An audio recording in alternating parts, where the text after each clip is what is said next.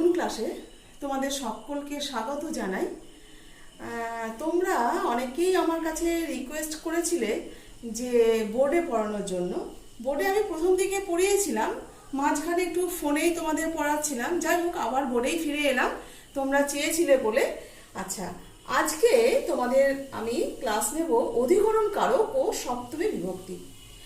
দেখো, অধিকরণ কারক ও সপ্তমী বিভক্তির প্রথম সূত্র আধারোধীকরণম।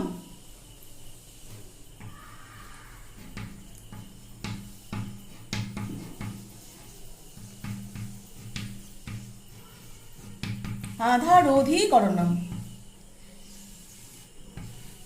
আধারোধীকরণম এটাকে ভাঙলে এটা সূত্রটার অর্থ হচ্ছে ক্রিয়ার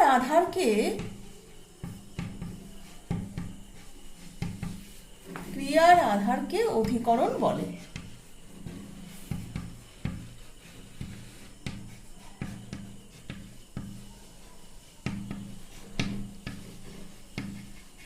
ক্রিয়ার আধারকে অধিকরণ বলে।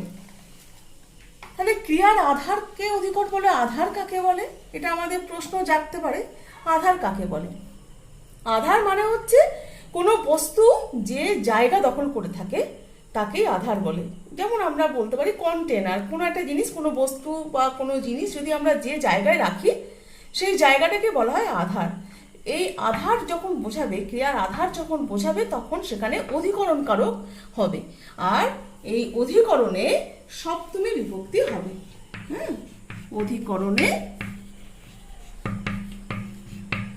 অধিকরণে সপ্তমী বিভক্তি হয়।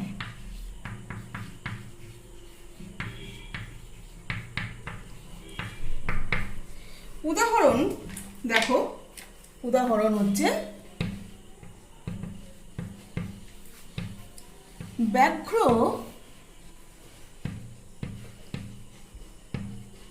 বনে বসতি। বাঘ বনে বাস করে। তাহলে বাঘ বনে বাস করে, এটাতে আমরা কি করে দেখলাম না, বন হচ্ছে একটা আধার, বাঘের থাকার জায়গা হচ্ছে বন, তাহলে বন হচ্ছে আধার। এই আধার বোঝাচ্ছে বলে এখানে অধিকরণ কারক হয়েছে। আর অধিকরণ কারক হয়েছে বলেই এখানে কি হয়েছে, সপ্তমী বিভক্তি হয়েছে। কি করে জানলাম এটা সপ্তমী বিভক্তি হয়েছে? আমরা জানি যে বন শব্দ হচ্ছে অকারান্ত ক্লিবলিঙ্গ শব্দ, ফল শব্দের মতো। তাহলে ফল শব্দের সপ্তমীর একবচনে ফলে হয়, এখানে বনে হয়েছে। এইভাবে আমরা জানলাম যে এটা সপ্তমীতে হয়েছে। তাহলে এটা সপ্তমীটা কিসের সপ্তমী? এটা হচ্ছে অধিকরণ কারকে সপ্তমী বিভক্তি হয়েছে। এরপরে আমাদের জানতে হবে যে এই যে বললাম আধার, এই আধার ক প্রকার? আধার হলো 3 প্রকার। আধার 3 প্রকার। 1 নম্বর হচ্ছে ঐকদেশিক আধার। আমরা নাম শুনে বুঝতে পারছি যে এক দেশ বোঝাচ্ছে। ঐকদেশিক মানে হচ্ছে এক দেশ বোঝাচ্ছে। উদাহরণ দিলে তোমরা বুঝতে পারবে। আচ্ছা, এই উদাহরণটাই দিই, ব্যাঘ্র বনে বসতি। তাহলে বনে, তাহলে বাঘ বনে বাস করে। তাহলে বনে বাস করে, এটার অর্থ হচ্ছে বনের একাংশে বাস করে।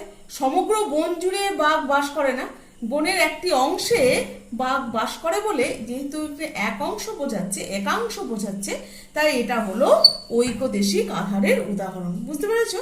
তাহলে ঐকদেশিক আধার হচ্ছে যে কোনো একটা অংশ বোঝাবে, বিরাট একটা অংশের মধ্যে একটা অংশ যখন বোঝাবে তখন সেটা হলো ঐকদেশিক। 2 নম্বরে হচ্ছে অভিব্যাপক।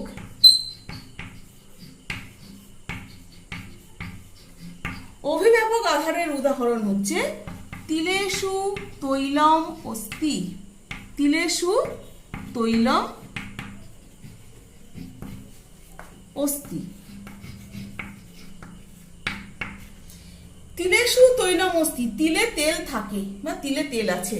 তাহলে তিলে তেল আছে, এটার মাধ্যমে আমরা বুঝতে পারছি কি তিলের সমগ্র অংশ জুড়েই তেল থাকে, তিলের কোনো একটা কোনায় তেল থাকে এমন ব্যাপারটা নয়, তিলের সমগ্র তিল জুড়েই তেল থাকে। তাই যেহেতু এটা সমগ্র অংশকে বোঝাচ্ছে, তাই এটা হলো অভিব্যাপক আধার। তাহলে তিলেশু এখানে এটা হলো অভিব্যাপক আধারের উদাহরণ। বুঝতে পেরেছো তো? অভিব্যাপক মানে হচ্ছে সমগ্র অংশ জুড়ে যেটা থাকবে। আচ্ছা, এরপরে 3 নম্বর বলছে হচ্ছে বৈষয়িক।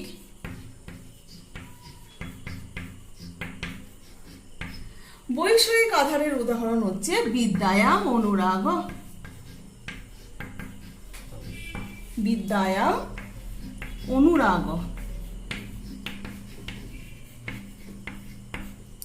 বিদ্যায়াম অনুরাগ, এখানে অনুরাগের বিষয় হচ্ছে বিদ্যা। হ্যাঁ, বিষয়কে বোঝাবে। বৈষয়িক নাম শুনে আমরা বুঝতে পারছি যে এটা কোনো একটা বিষয় কেন্দ্রিক হবে। তাহলে এখানে বলছে বিদ্যায়াম অনুরাগ, তাহলে এখানে অনুরাগের বিষয়টা কি? বিদ্যা। বিদ্যাতে তার অনুরাগ আছে। তাহলে এখানে যেহেতু বিষয় বোঝাচ্ছে, তাই এটা বৈষয়িক আধারের উদাহরণ হলো। তাহলে আমরা দেখলাম যে আধার হলো 3 প্রকারের। একটা হচ্ছে ঐকদেশী, অভিব্যাপক আর বৈষয়িক। ঐকদেশিক আধারের উদাহরণ ব্যাঘ্র বনে বসতি, বনের এক অংশে থাকে। অভিব্যাপক আধারের উদাহরণ তিলেশু তৈলমস্তি, এখানে তিলের সমগ্র অংশ জুড়ে তেল থাকে। আর বৈষয়িক আধারের উদাহরণ হলো বিদ্যায়াম অনুরাগ, এখানে অনুরাগের বিষয় হচ্ছে বিদ্যা, তাই এটা হচ্ছে বৈষয়িক আধারের উদাহরণ। তাহলে তোমরা নিশ্চয়ই বুঝতে পারলে আধার অধিকরণম এই সূত্রানুসারে কি বলতে চাইছে সেটা তোমরা নিশ্চয়ই বুঝতে পারলে, যে ক্রিয়ার আধার কি অধিকরণ বলে, অধিকরণ কারকের সপ্তমী বিভক্তি হয়। বুঝতে পেরেছো? আচ্ছা, নেক্সট সূত্রতে আমরা চলে যাই। 2 নম্বরে হচ্ছে অবচ্ছেদে সপ্তমী। অবচ্ছেদে সপ্তমী কি বলছে? অবচ্ছেদে সপ্তমী বলছে পৃথকভাবে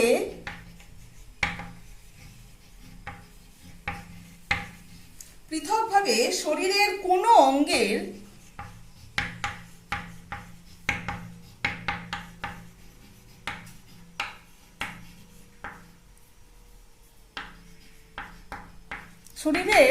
অঙ্গের যদি আকর্ষণ বোঝায়, কোনো অঙ্গের আকর্ষণ বোঝালে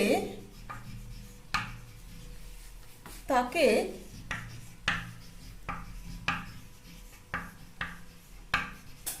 অবচ্ছেদ বলে। হ্যাঁ, অবচ্ছেদে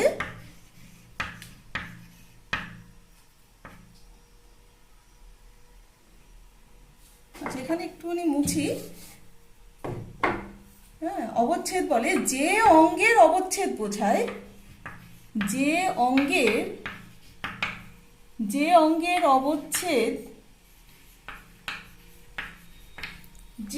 অবচ্ছেদ বোঝায় সেই অঙ্গে সপ্তমী হবে। উদাহরণ দেখো, উদাহরণ হচ্ছে কেশেষু গৃহীতা কৃষ্ণা। কেশেষু গৃহীতা কৃষ্ণা কি বলছে দেখো, বলছে পৃথকভাবে শরীরের কোনো অঙ্গের যদি আকর্ষণ বোঝায় তাকে অবচ্ছেদ বলে। আমাদের শরীরের বিভিন্ন অঙ্গ আছে, চুল, হাত, পা ইত্যাদি অনেক কিছু আছে। যদি কোনো অঙ্গের আকর্ষণ অর্থাৎ যদি স্পর্শ বোঝায়, ধরা বোঝায়, টানা বোঝায়, এইগুলোকে বলা হয় অবচ্ছেদ। যদি এইরকম অবচ্ছেদ বোঝায়, তাহলে যে অঙ্গের অবচ্ছেদ বোঝাবে সেই অঙ্গে সপ্তমী হবে, সেই অঙ্গে সপ্তমী হবে। উদাহরণ দেখো, তাহলে বুঝতে পারবে। কেশেষু গৃহীতা কৃষ্ণা, এখানে কৃষ্ণা হচ্ছে দ্রৌপদী, দ্রৌপদীর অপর নাম হচ্ছে কৃষ্ণা। কৃষ্ণাকে চুলের মুঠি ধরে নিয়ে আসা হয়েছিল, তাহলে চুল আকর্ষণ করা হয়েছিল। কেশ হচ্ছে চুল, চুল আকর্ষণ করা হয়েছিল, চুলকে ধরা হয়েছিল। তাই এখানে কেশেষু, এখানে অবচ্ছেদ বোঝাচ্ছে। কার অবচ্ছেদ? কেশের অবচ্ছেদ বোঝাচ্ছে। তাই এটা হলো সপ্তমী বিভক্তি হলো কেশেষু, এখানে সপ্তমী হলো। তাহলে এটা হচ্ছে একে আমরা বলতে পারি, একে আমরা অবচ্ছেদে সপ্তমীও বলতে পারি, একে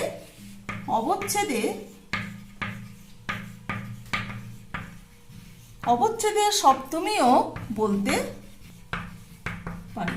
বুঝতে পেরেছো? একে আমরা অবচ্ছেদে সপ্তমীও বলতে পারি। আচ্ছা, তাহলে পরের সূত্র দেখো।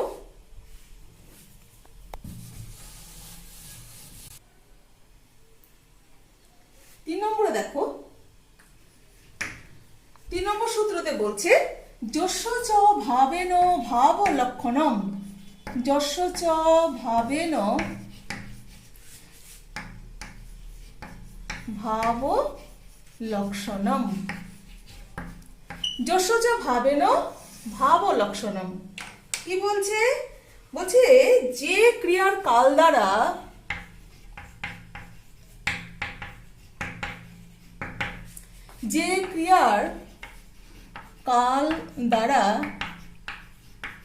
অন্য ক্রিয়ার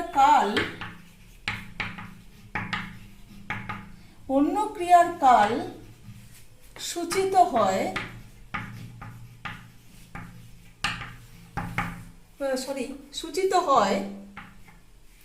তার উত্তর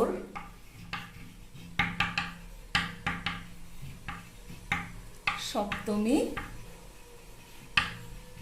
তার উত্তর সপ্তমী হবে। বুঝতে পেরেছো? তার উত্তর সপ্তমী হবে।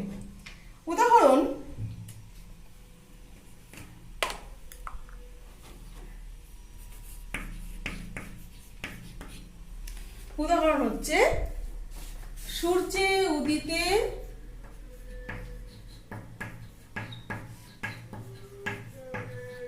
পদ্ম প্রকাশতে, সূর্যে উদিতে পদ্মং প্রকাশতে। তাহলে এখানে আমাদের মানেটা বুঝতে হবে, যস্য চ ভাবেন ভাব লক্ষণম, যে ক্রিয়ার কাল দ্বারা অন্য ক্রিয়ার কাল সূচিত হয়। আমরা অনেক সময় দেখতে পাই আর কি, যে একটা বাক্যের মধ্যে দুটো ক্রিয়া থাকতে পারে। আমরা জানি এটা, যেমন এই বাক্যেই দেখো দুটো ক্রিয়া আছে, সূর্যে উদিতে, উদিত একটা ক্রিয়া, পদ্মং প্রকাশতে আর একটা ক্রিয়া। তাহলে অনেক সময় দেখা যায় যে একটা ক্রিয়া ঘটার সঙ্গে সঙ্গে আর একটা ক্রিয়া ঘটছে, সেক্ষেত্রে তখন কি হবে? তখন তার উত্তর সপ্তমী বিভক্তি হবে। একটু ভালো করে বুঝে নাও। ধরো এখানে সূর্যে উদিতে, সূর্য উঠলে পদ্ম ফুল ফোটে, এটার মানে হচ্ছে সূর্য উঠলে পদ্ম ফুল ফোটে। তাহলে সূর্যে উদিতে সূর্য ওঠার ব্যাপারটা আগে ঘটছে, পদ্ম ফোটার ব্যাপারটা তারপরে ঘটছে, তাই তো? তাহলে এই সূর্য ওঠার ক্রিয়ার কালটার সঙ্গে সঙ্গে পদ্ম ফুল ফোটার ক্রিয়ার কাল সূচিত হচ্ছে। সেই জন্য বলছে যে একটা ক্রিয়ার কাল দ্বারা যখন অন্য ক্রিয়ার কাল সূচিত হবে, তখন যে ক্রিয়াটি আগে হয়েছে, এইটা আগে হয়েছে, সূর্য উঠছে আগে, তারপরে পদ্ম ফুটছে, তাই যে ক্রিয়াটা আগে ঘটছে তাতে সপ্তমী বিভক্তি হবে। এখানে সূর্যে সপ্তমী হয়েছে, আর পরে যেটা হয়েছে সেটা সাধারণভাবে এখানে কর্মে দ্বিতীয়া হয়েছে। কি ফুটছে? পদ্ম ফুল ফুটছে, তাই এখানে পদ্মতে এখানে দ্বিতীয়া বিভক্তি হয়েছে। তাহলে বুঝতে পেরেছো যে ক্রিয়ার কাল দ্বারা অন্য ক্রিয়ার কাল সূচিত হয়, এখানে পদ্ম ফুল ফোটার ক্রিয়াটা সূচিত হচ্ছে সূর্য ওঠার ক্রিয়ার সঙ্গে সঙ্গে। যেহেতু সূর্য আগে উঠছে, পদ্ম ফুল তারপরে ফুটছে, তাই সূর্য ওঠার কাজটা আগে হচ্ছে বলে সূর্যতেই হবে সপ্তমী আর পদ্মতে দ্বিতীয়া বিভক্তি হবে। তাহলে এই যে সপ্তমী বিভক্তি হলো, এর নাম হচ্ছে ভাবে সপ্তমী। একে আমরা বলতে পারি ভাবে সপ্তমী। হ্যাঁ, একে ভাবে সপ্তমী। হ্যাঁ, একে ভাবে সপ্তমী, একে বলে ভাবে সপ্তমী। বুঝতে পেরেছো? একে ভাবে সপ্তমী বলা হয়।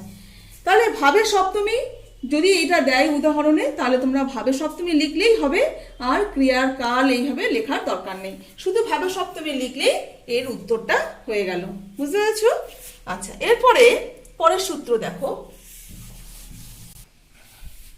আচ্ছা, পরের সূত্র দেখো হচ্ছে 4 নম্বরে হচ্ছে ষষ্ঠী চানা দরে, ষষ্ঠী চানাদরে, ষষ্ঠী চানাদরে, ষষ্ঠী চ অনাদরে, এটা ভাঙলে হবে ষষ্ঠী চ অনাদরে। এটার মানে হচ্ছে, এটাকে ভাঙলে কি হবে, অনেক সময় অনাদর বোঝালে, অনাদর বোঝালে কি হয়, অনাদর বোঝালে যাকে অনাদর করা হয়, যাকে অনাদর করা হয়, যাকে অনাদর করা হয় তাতে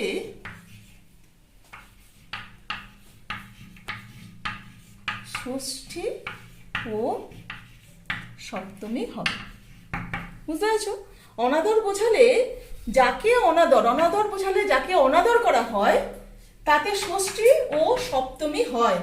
বুঝতে পেরেছো? ষষ্ঠী ও সপ্তমী দুটোই হবে। একে বলা হয়, একে বলে, একে বলে অনাদরে, অনাদরে ষষ্ঠী বা অনাদরে সপ্তমী। বুঝতে পেরেছো? একে বলে অনাদরে ষষ্ঠী বা অনাদরে সপ্তমী। উদাহরণ দেখো, রুদত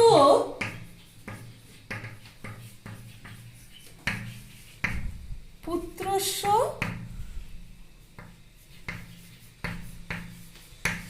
পুত্রে বা মাতা জগাম। তাহলে পুত্রস্য পুত্রে, তাই না? বলছে রুদত পুত্রস্য মাতা জগাম, ছেলে কাঁদছে দেখেও মা চলে গেল। তাহলে ছেলে কাঁদছে দেখেও মা চলে গেল, তাহলে কাকে অনাদর করা হলো? পুত্রকে অনাদর করা হলো। তাহলে এই বলেছি যে যদি অনাদর বোঝায় তাহলে যাকে অনাদর করা হবে তাতে ষষ্ঠী বা সপ্তমী হবে।